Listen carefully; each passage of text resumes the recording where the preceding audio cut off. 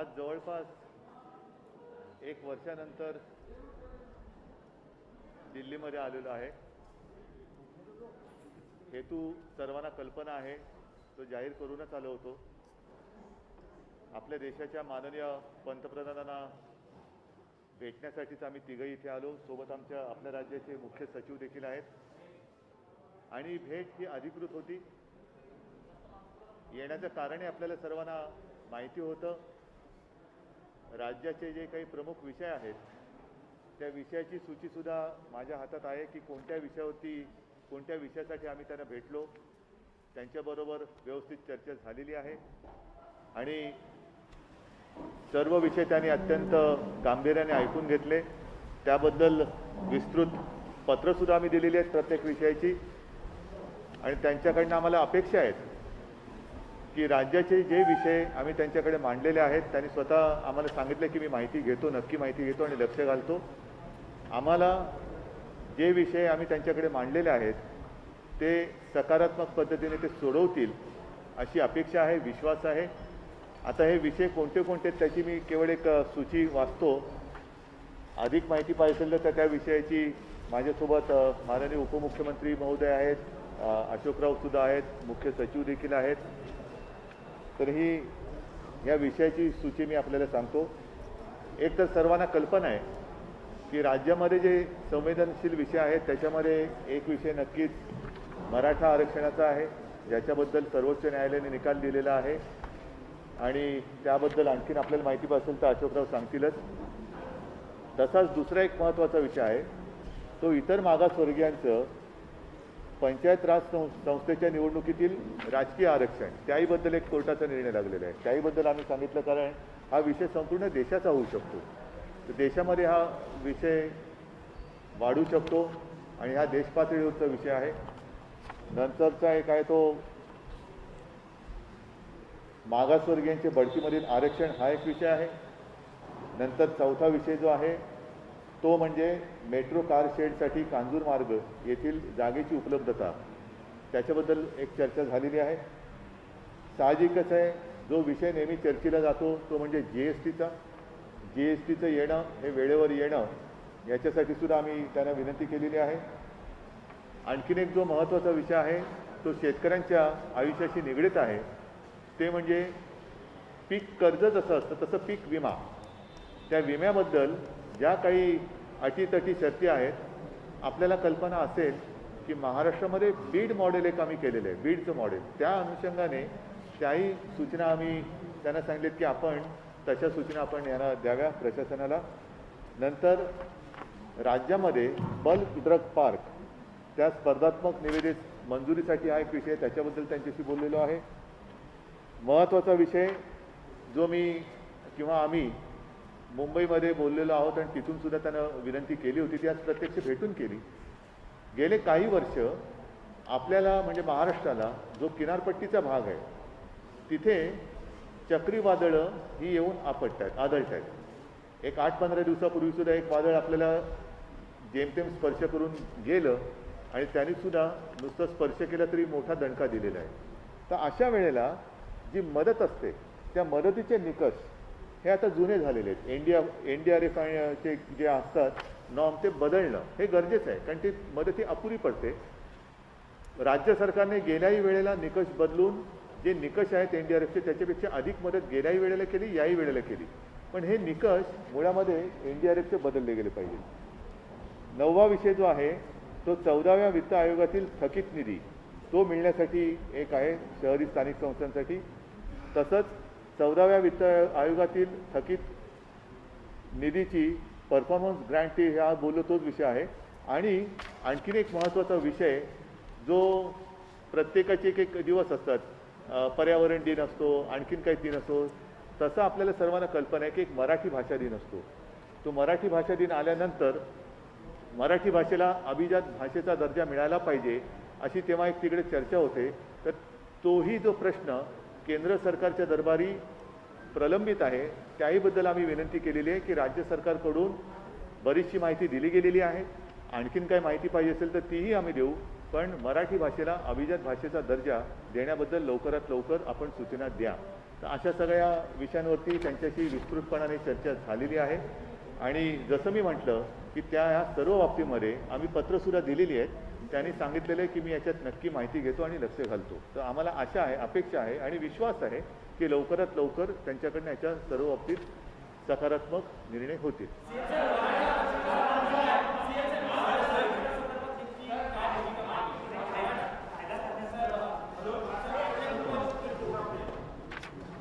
सन्मान्य मुख्यमंत्रीजी, सन्मान्य उपमुख्यमंत्रीजी, मुख्य सचिव, सन्मान्य खासदार, मीडियाचे, इलेक्ट्रॉनिक आणि प्रिंट मीडियाचे सर्व सन्मान्य प्रतिनिधी, मुख्यमंत्र्यांनी विषद केल्याप्रमाणे महाराष्ट्राच्या अनेक महत्त्वाच्या विषयावर या ठिकाणी मुख्यमंत्र्यांनी आम्ही सन्मान्य प्रधानमंत्र्यांची चर्चा केली आणि मराठा आरक्षणा संदर्भामध्ये जो विषय आहे त्यांना आम्ही कल्पना दिली की 5 मे 2021ला सर्वोच्च न्यायालयाने मराठा आरक्षणाच्या बाबतीत प्रतिकूल निर्णय घेतल्याचं आम्ही त्यांना नमूद केलेलं आहे.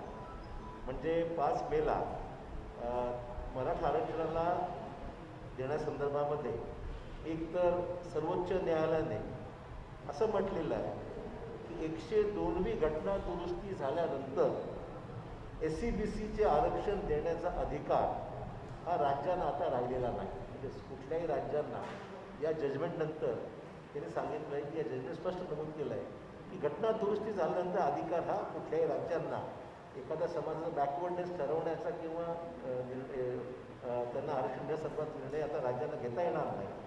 आणि दुसरं म्हणजे इंदिरा साहनीची जी मागची केस लॉ आहे तो लक्षात जर घेतला तर 50% आरक्षणाची मर्यादाही पार करता येणार नाही. हा 2 महत्त्वाचे विषय. आता त्याची बॅकग्राऊंड आम्ही त्यांना विस्तृत सांगितलेली आहे, परंतु हे 2 विषय या जजमेंटमध्ये सुप्रीम कोर्टच्या प्रामुख्याने ते समोर आलेले आहेत. त्या पार्श्वभूमीवर आम्ही पंतप्रधानांना विनंती केली की तुम्ही जे रिव्ह्यू पिटिशन केंद्राने जे दाखल केलेलं आहे सुप्रीम कोर्टामध्ये, त्या जजमेंटमध्ये, त्या रिव्ह्यू पिटिशनमध्ये केवळ राज्यांना अधिकार बहाल करण्यासंदर्भातला विषय हा तेवढा कामाचा नाही आहे. राज्यांना अधिकार असले पाहिजेत, राज्यांना एखाद्या समाजाचं बॅकवर्ड ठरवण्या इतपत अधिकार असले पाहिजेत यात आमचं दुमत नाहीच आहे. परंतु फक्त हे अधिकार प्रदान करून उपयोग होणार नाही. जोपर्यंत 50% आरक्षणाची मर्यादा ही जोपर्यंत शिथिल करण्यात येत नाही, काढून टाकण्यात येत नाही, तोपर्यंत राज्याला अधिकार देऊनसुद्धा हा आरक्षणाचा मुद्दा मार्गी लागणार नाही. हा प्रामुख्याने आम्ही त्यांना सांगितलेला आहे. आणि म्हणून 50% आरक्षणाची मर्यादा ही शिथिल करावी अशा प्रकारचा युक्तिवाद हा सर्वोच्च न्यायालयामध्ये झाला पाहिजे, केंद्राकडूनही झाला पाहिजे. आम्ही सुद्धा समर्थन याचं करतो, आमचंही मत की आम्हाला राज्याला अधिकार असलं पाहिजे. परंतु त्यातला दुसरा महत्त्वाचा मुद्दा जो आम्ही नमूद केला की सुप्रीम कोर्टामध्ये हे रिव्ह्यू पिटिशन राज्यात रिव्ह्यू दाखल करणारच आहे. म्हणजे दिलीप भोसले सर्वोच्च न्यायालयाचे न्यायमूर्ती, माजी न्यायमूर्ती दिलीप भोसले यांच्या समितीचा अहवाल आलेला आहे. त्या अहवालाच्या अनुषंगाने या जजमेंटच्या बाबतीमध्ये रिव्ह्यू पिटिशन दाखल करण्याची राज्य शासनाची भूमिका आहेच. परंतु हे करत असताना आम्हाला विनंती एवढीच करायची की आम्हाला अधिकार द्या, आम्ही हे निर्णय राज्याला घटना दुरुस्ती संदर्भातली किंवा जी काही झाल्यानंतर जो पेच निर्माण झालेला आहे त्या संदर्भातली पुढची पाऊलं ही केंद्राने उचलावी. परंतु हे करत असताना आम्हाला अधिकार देत असताना 50%ची मर्यादा शिथिल करण्यात यावी हा त्यातला महत्त्वाचा भाग आहे. आणि मग हा फक्त जो काही मर्यादा घातलेली 50%ची तो फक्त मराठा समाजाची मर्यादा नाही आहे. म्हणजे इव्हन 27% राजकीय आरक्षण जे OBCच्या बाबतीमध्ये सुद्धा सेट असाईड झालेलं आहे.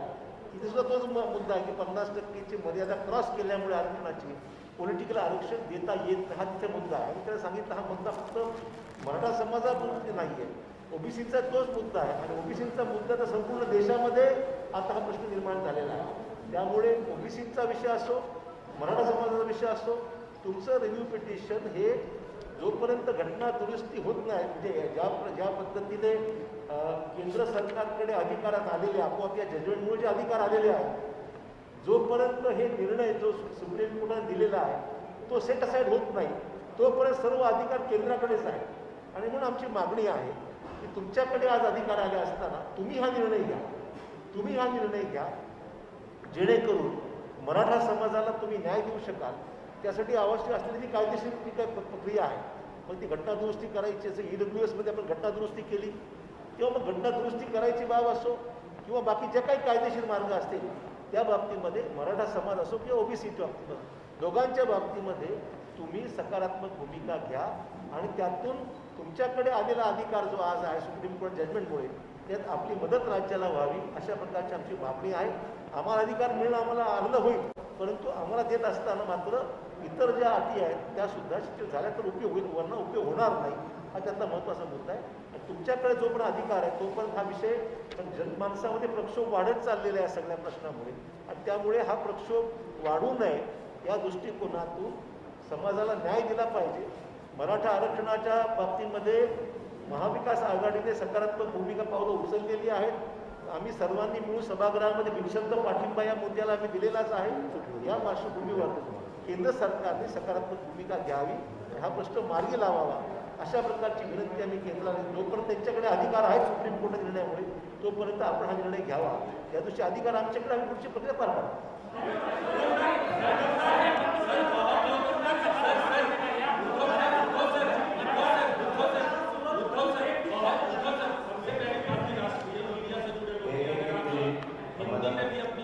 एकेकाने बोला. आता अशोकरावांनी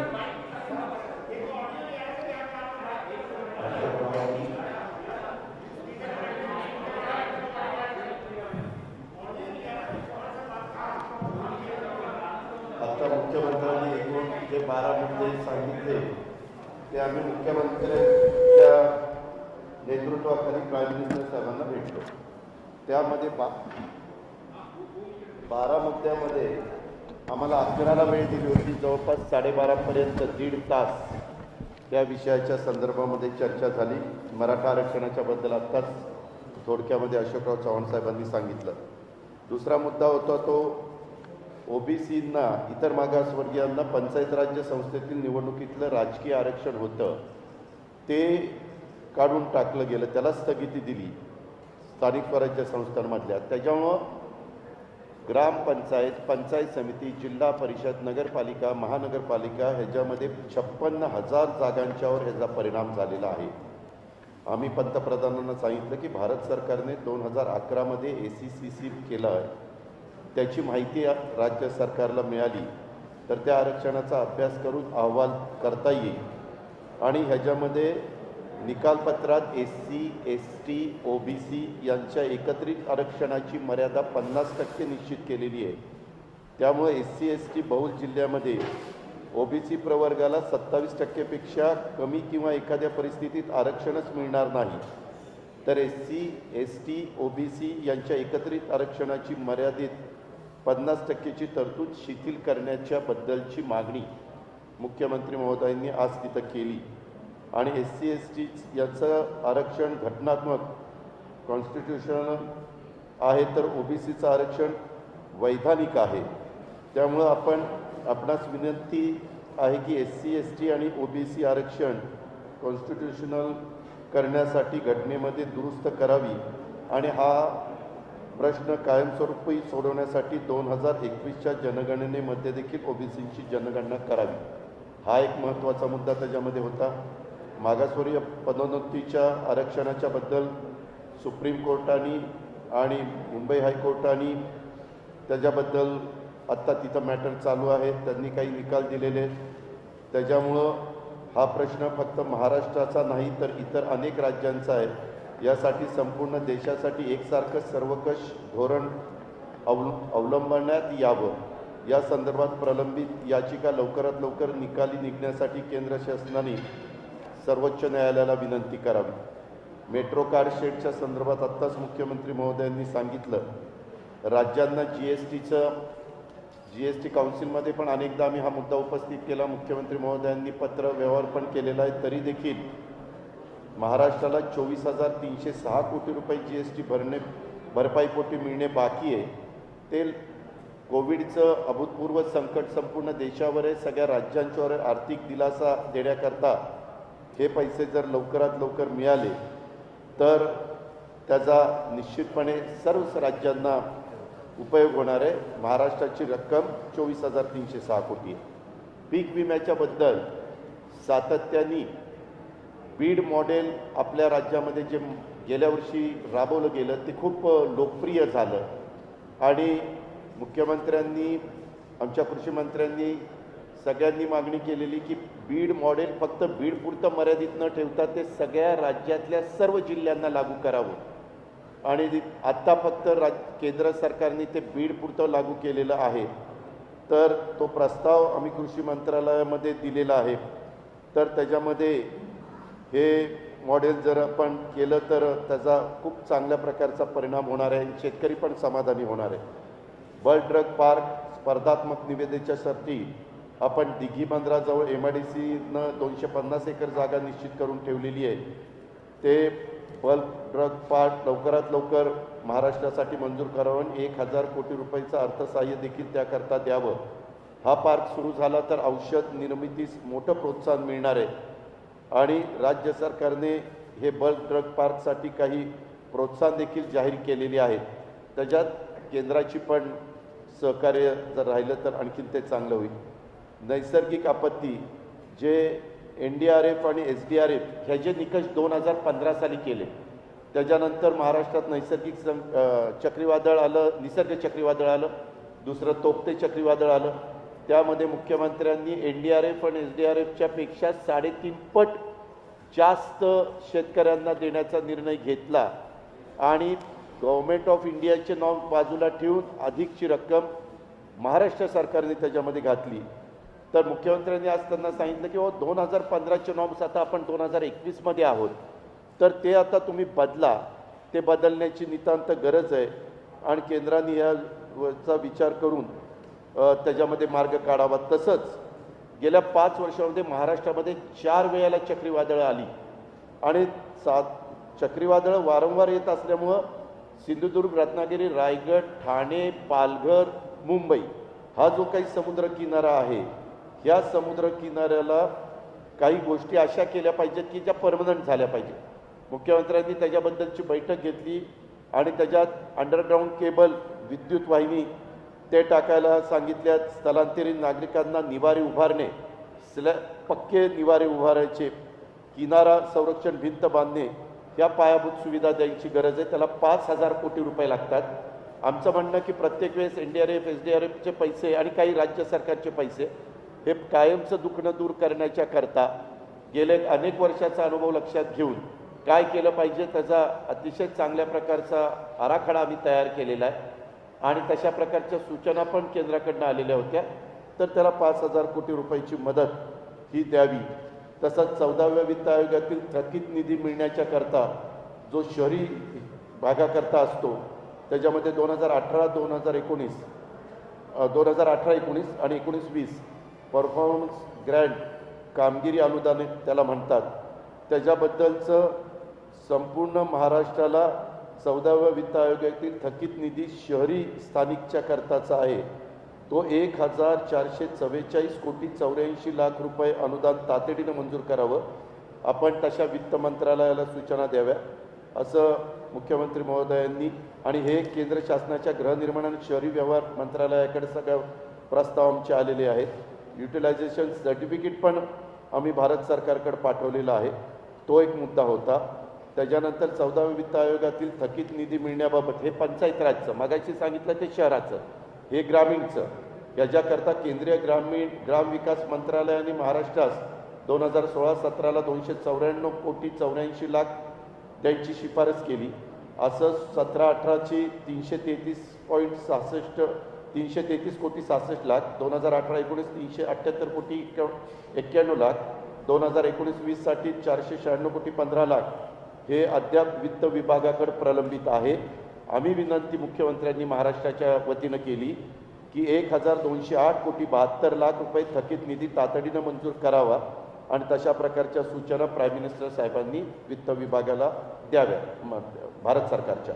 आणि मराठी भाषेचा भाषेचा दर्जा देण्याच्या बाबत याच्यामध्ये बऱ्याचदा तशा पद्धतीनं सातत्याने विधिमंडळामध्ये मागणी येत होती आणि तशा प्रकारची मागणी आज मुख्यमंत्री महोदयांनी ही प्राईम मिनिस्टर साहेबांना त्या ठिकाणी केली आणि त्यांना सांगितलं किंवा मराठी भाषेच्या करता आपण तातडीनं क्लासिकल लँग्वेज ह्याच्यामध्ये ह्याचा स्टेटस त्या ठिकाणी द्यावा.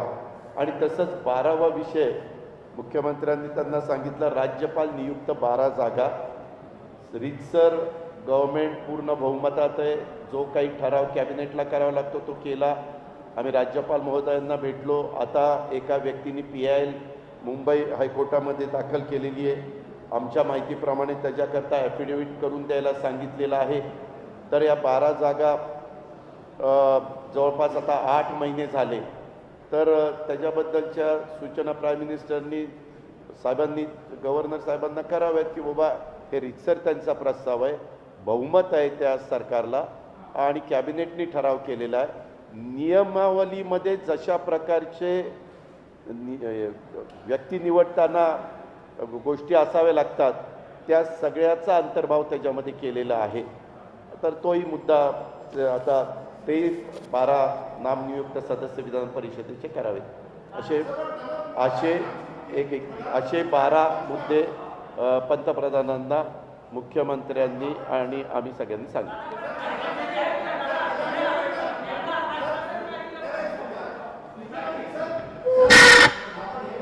ह्याच्यामध्ये पंतप्रधानांनी मुख्यमंत्र्यांना आम्हाला मुख्यमंत्री बोलत होते, आम्ही तिथं होतो, त्यांना असं आश्वासन दिलं की हे सगळे मुद्दे मी तपासून घेतो आणि संबंधामध्ये जे काही त्याच्यामध्ये करण्याची गरज असेल ते करण्याच्याकरता मी निर्णय घेतो असं सांगितलं. चर्चा अशी अतिशय समाधानकारक झाली. जवळपास 90 मिनिट पंतप्रधानांनी मुख्यमंत्र्यांना आणि त्यांच्या सहकाऱ्यांना वेळ दिलेला होता आणि सगळे राज्याच्या हिताचे जे काही विषय होते ते मुख्यमंत्र्यांच्या नेतृत्वाखाली तिथं मांडण्यात आले.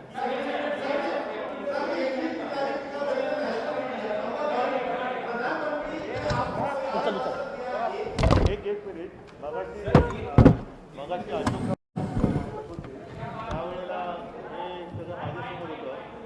सॉरी, मैं हमारे मीडिया के लोगों से दोबारा रिपीट इसलिए करता हूँ, शायद मेरे सामने माइक नहीं था उस वक्त. आज मराठा आरक्षणाच्या संदर्भामध्ये जे महत्त्वाचे मुद्दे आज पंतप्रधानांना सांगण्यात आले त्यामध्ये सर्वोच्च न्यायालयाने मराठा आरक्षणाच्या विरोधामध्ये निर्णय दिलेला आहे आणि म्हणून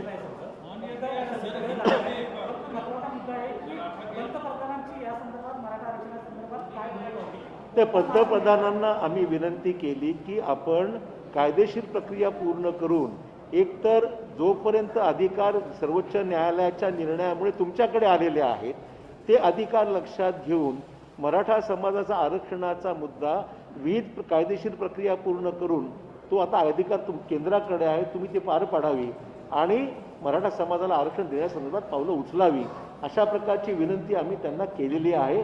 आणि त्याचबरोबर 50% आरक्षणाची जी मर्यादा इंदिरा साहनी प्रकरणातून एक सिलिंग लिमिट घालण्यात आलेली आहे ती पण कायदेशीर प्रक्रिया पूर्ण करून ती लिमिट जर आपण रिलॅक्स केली तर मग दोन्ही प्रश्न मार्गी लागतील आणि आपली जी याचिका आपण दाखल केली, रिव्ह्यू पिटिशन दाखल केलेलं आहे, तेही रिव्ह्यू पिटिशन जे आहे त्याच्या आमचं उलट आम्हाला आनंद आहे की ते राज्याला अधिकार मिळाले पाहिजेत.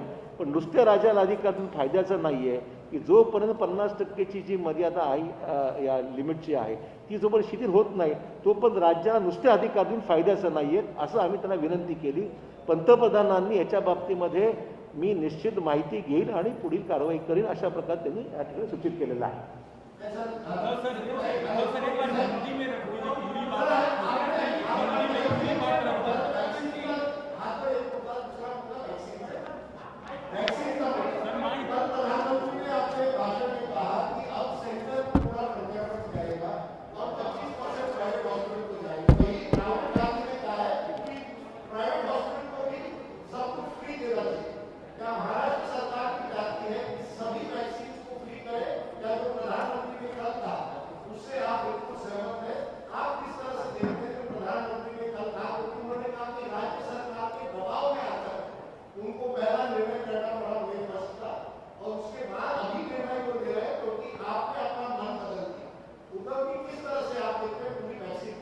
एक बात तो सच है कि जल्द से जल्द अपने देश के जितने सारे नागरिक हैं उनको वैक्सीनेशन तो किया जाना चाहिए। और बीच में जैसे आपने कहा 18 to 44 केंद्र सरकार ने ये जिम्मेदारी राज्यों के ऊपर सौंपी थी और हमने भी तैयारी की थी। मैंने तो कई बार कहा था कि उम्र के हिसाब से देखें तो 18 से लेकर 44 इस उम्र में महाराष्ट्र में लगभग 6 करोड़ की आबादी है और उसके लिए 12 करोड़ डोज लगने वाले हैं, क्योंकि एक बार में 2 बार देना पड़ता है। तो उसके लिए हमने पूंजी भी तैयार रखी है। और जब भी वैक्सीनेशन हमने शुरुआत भी की थी, लेकिन उसका जो सप्लाई है वो ठीक नहीं रहा, बीच में खंडित होते रहा। और कल प्रधानमंत्री जी ने सारी जिम्मेदारी फिर से एक बार केंद्र के ऊपर ली है, तो स्वाभाविक है हम उनको धन्यवाद देना चाहते हैं और अपेक्षा करते हैं कि बीच में जो सारी रुकावटें आ रही थी वो रुकावटें अब दूर हो जाएगी और जल्द से जल्द सिर्फ महाराष्ट्र ही नहीं, अपना पूरा हिंदुस्तान और उसके नागरिक हैं उनको पूरा टीकाकरण हो जाएगा।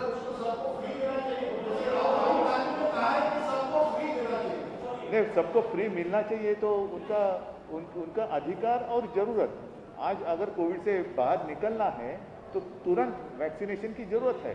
फ्री देना तो अच्छी बात है, लेकिन अगर कुछ मान लो कि कुछ लोग लेना चाहते हैं तो ले सकते हैं, जैसे कि वो सब्सिडी की बात हुई थी बीच में।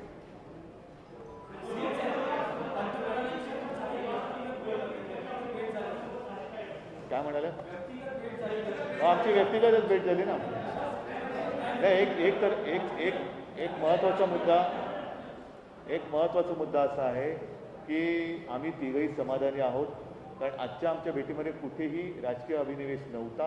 अत्यंत शांतपणाने आणि समजूतदारपणाने जेवढे मुद्दे आम्ही मांडले ते त्यांनी शांतपणाने ऐकून घेतले। त्याच्यात आम्ही जसं आता अजितदादांनी सांगितलं, अशोकरावांनी सांगितलं, त्या विषयाबद्दल भूमिका नुसत्या मांडल्या नाही तर त्यांना पत्रसुद्धा दिलेली आहेत। आणि म्हणून मला विश्वास आहे की ज्या पद्धतीने त्यांनी आमचं ऐकून घेतलेलं आहे, समजून घेतलेलं आहे, ते ऐकून बघितल्यानंतर यामध्ये त्यांनी जसं सांगितलं की मी पूर्ण माहिती घेतो, लक्ष घालतो, तर आम्हाला नक्की विश्वास आहे की काही ना काहीतरी मार्ग निघेल।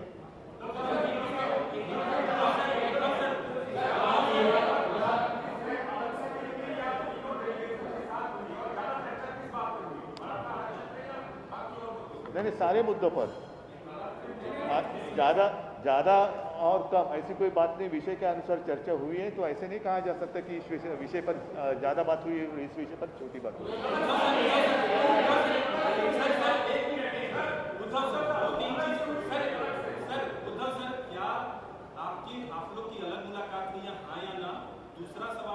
हाँ या ना मतलब क्या अदालत है कि क्या है?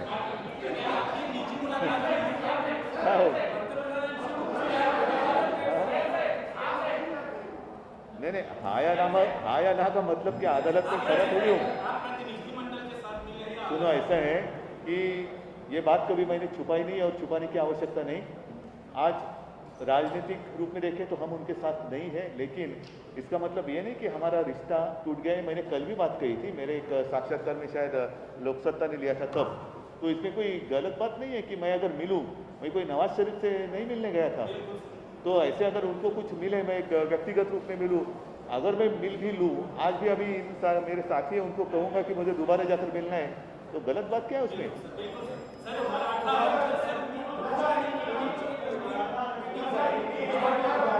एकाने कोणतरी बोला, ऐका एक मिनिट।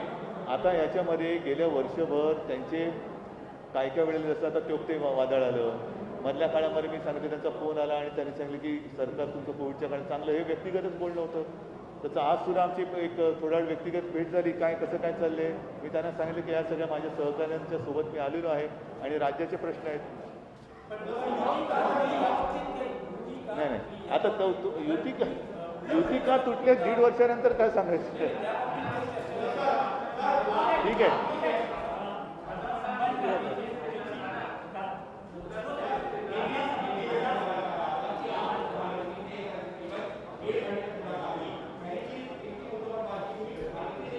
अरे भाई साहब, जैसे जैसे अभी अभी सारी बातें बताई, मैं एक बार फिर से पढ़ता हूँ, शायद आपको चाहिए तो।